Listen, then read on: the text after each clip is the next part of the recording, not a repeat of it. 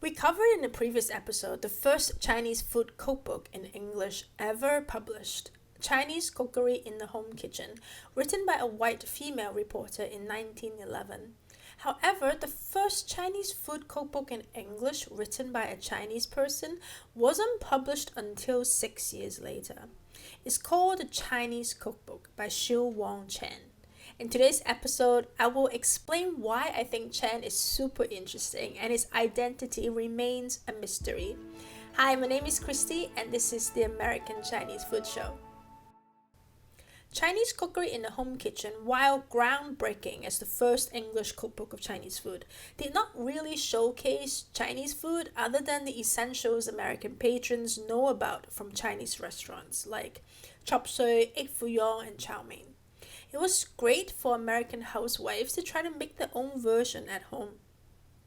The next attempt at a Chinese food cookbook in English, the Chinese-Japanese cookbook published in 1914, was by two Canadian sisters of Chinese-British descent. The cookbook included a lot more recipes, but haphazardly at best. Half of the book was Chinese recipes and the other half Japanese. Just like when you go to a restaurant that serves Chinese food and sushi, you know you're not getting the best of either. This is when Shiu Wong Chan entered what eventually became the elusive and crowded cookbook publishing industry as the first Chinese American to publish a Chinese food cookbook in English.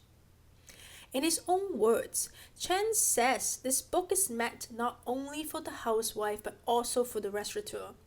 In fact, it is written in such a clear, simple form that anyone by following its rules can prepare dishes of rare delicacy and flavor. This is my purpose in writing the book. I wish to make good, tempting, and wholesome cooking possible for all. The cookbook is awesome because it includes a huge range of dishes from everyday to specialty dishes. It was written in 1917. The US declared war on Germany and entered World War I that year. Yet, many of the dishes somehow resemble my own meals at home today. While there are basic dishes catered to Americans like chop suey and omelette, I can't tell if Shiu Wong Chan had his intended readers in mind at all when he wrote the book. He included niche recipes that are rare to find in any other cookbooks.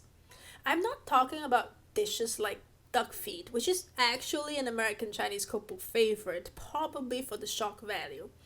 I am talking about dishes like raw fish party.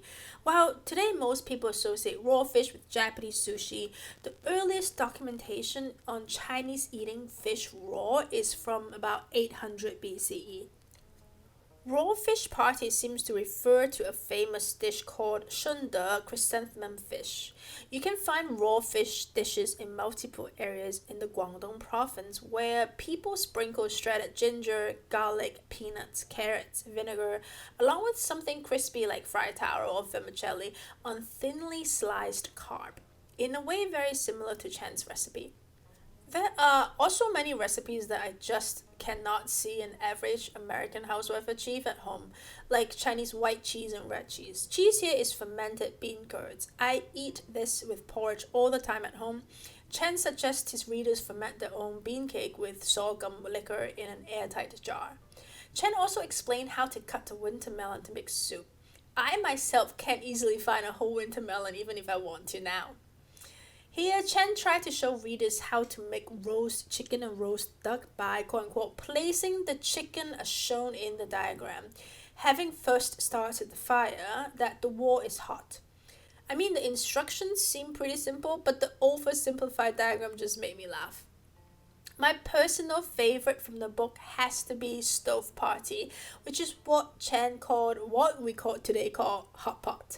I still cannot believe I'm reading a recipe from over 100 years ago that teaches Americans how to hot pot.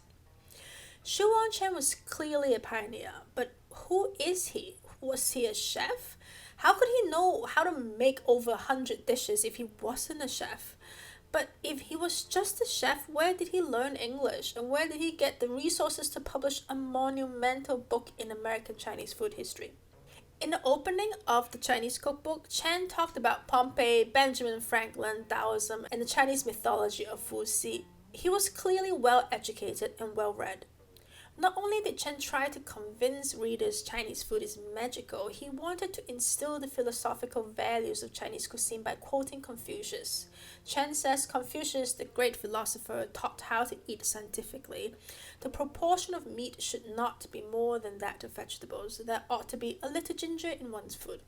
While Chen got the ginger part right, Confucius never specified the proportions between meat and vegetables. The Anecdotes, a collection of Confucius ideas believed to have been written during the Warring States period around 400 BC, says though there might be a large quantity of meat, he would not allow what he took to exceed the due proportion for the rice. Chen also dabbled in pseudoscience a bit in this book. There is a section on the chemistry of foods at the end of the book where he lists out the number of calories developed per ounce and number of hours of digestion. He then went on to explain why Chinese food is better than ordinary food because the combination of meat and vegetables prevents excess nitrogen in meat and indigestible waste material in vegetables. So maybe Chen was some wealthy merchant's son back in China. That might explain why he even knew where in China one could get high quality dry duck lap up. I was so impressed with this one. He pointed out the best quality preserved duck comes from Kongxi province, which is actually Jiangxi province in southeast China, that is famous for its porcelain making. Who would know something like this? Probably not the Chinese men who left China to mine gold, build railroads, and eventually land in Chinese restaurant kitchens to make a living with no previous cooking experiences. The only thing we have to find out who Shiu Wong Chan is a 1940 census record. From the record, we know Shiu Wong Chan was born in China in 1893. He was only 24 when his book was published. In 1940, Chen's occupation was listed as a tailor/merchant in the clothing industry. He lived in Queens, New York. His wife, Etta May, is Caucasian, and they had a daughter, Margery, who was 17. And yes, interracial marriage was not fully legal in the United States until 1967. Chen's mother-in-law also lived with them.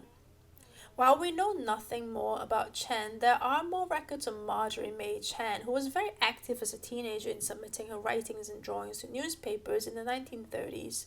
One short story she wrote in 1936 that was published in the Brooklyn Daily Eagle when she was 13 was about a young girl who absent-mindedly served her family molasses mixture as soup and put tomato soup in a cake. This is the only glimpse we have of the Chen's family related to food. Chen clearly provided for his daughter. Margery Chan pursued her MA and PhD in Christian education in New York University. She moved to Minneapolis to become the director of Christian education of the Greater Minneapolis Council of Churches. She married a preacher there in 1956. This is all we know of Shiu Wong Chan, the man who gave us the first Chinese food cookbook in English written by a Chinese person. His effort was at least kind of recognized by some Chinese students studying in America when the book was first published. A book review says, "We should be proud of Shiu Wong Chan's first attempt in putting down in written form his laborious experiments so that other people may share the fruits of his work." If anybody knows more about Shiu Wong Chan, definitely leave me a comment. That's it for today's episode. If you like our content, subscribe to our channel. See you soon.